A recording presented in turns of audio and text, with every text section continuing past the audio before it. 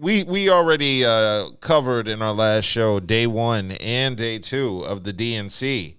However, what we did not get a chance to cover since it happened after the show was really day 4. Day 3 was just some, but day 4, that was the final day of the DNC.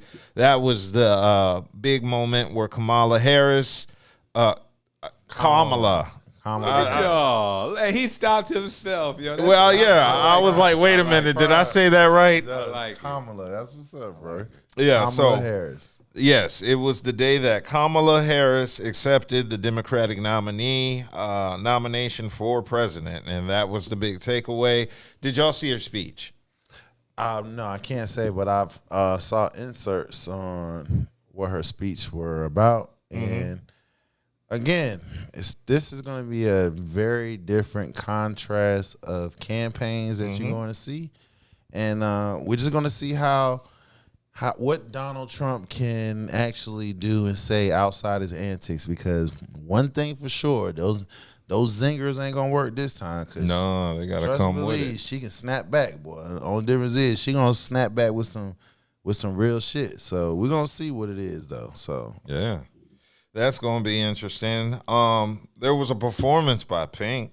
Pink was there. She's always there. Yeah, Pink was there because, they called Pink. Pink is available for any award show, event, whatever. But they brought up the Central Park Five. Central Park Five got to speak. They gave Kamala Harris, Kamala Harris, their support. And there was a lot of messages of hope throughout day 4. And had a bunch of Republicans was on the DNC. Yeah, a bunch of turncoat ass niggas. Why they gotta be turncoats? You supposed to ride with your set. Oh man, they ain't riding with them. Can't be pancaking between sets, homie. Nah, they know that shit gonna burn. They ain't trying to go down that river. Everybody jumping off the Trump ship. It ain't everybody. There's only a few. The other they gonna burn with that bitch.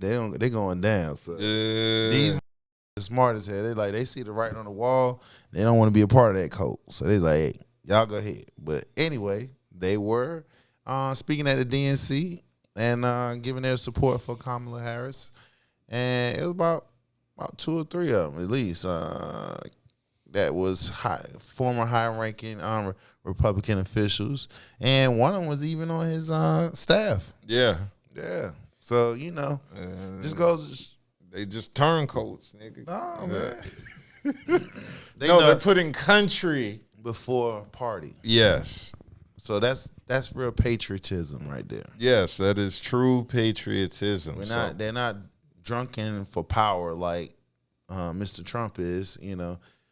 I'm just keep telling y'all people like, hey, I mean, vote for who you want to vote for, but damn, like, if you know the nigga dumb, you still go vote for. If you know the motherfucker that try to overturn the election, you still gonna vote for him? I mean, it just don't make any sense. Like, I don't know. All I know is if that was somebody black, all it took one time, that's it. You ain't even giving that nigga a chance. It's over. My opinion. Yeah, so there was a lot of talk on policy on day 4, including police presence, as well as a vision for military and foreign policy along with law enforcement, which they said is a change from the defund the police movement.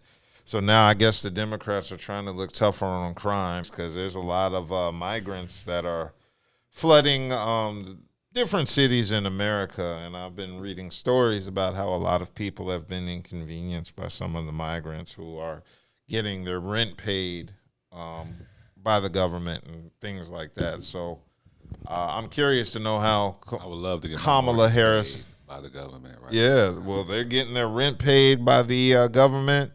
They're getting cards for food, and all that is coming at our taxpayer dime. So, I mean, I'm curious to know how they're going to handle that different than they're handling it now, considering Biden is already in power. So now remember they had a bipartisan bill to make the toughest policies for the border. And guess who told the Republicans to shut it down? Who, Trump? Yeah. He told them to shut it down because he needed that for his talking points. Like right now, talking about how the border is weak, how Kamala was the border czar, and how they had a bipartisan bill ready to go to support, to answer these migrant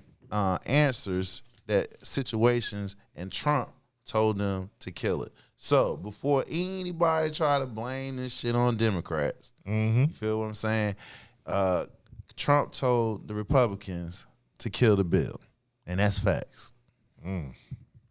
Well, Trump is up to his old tricks. Yeah, he needed that shit. He told them, don't do it.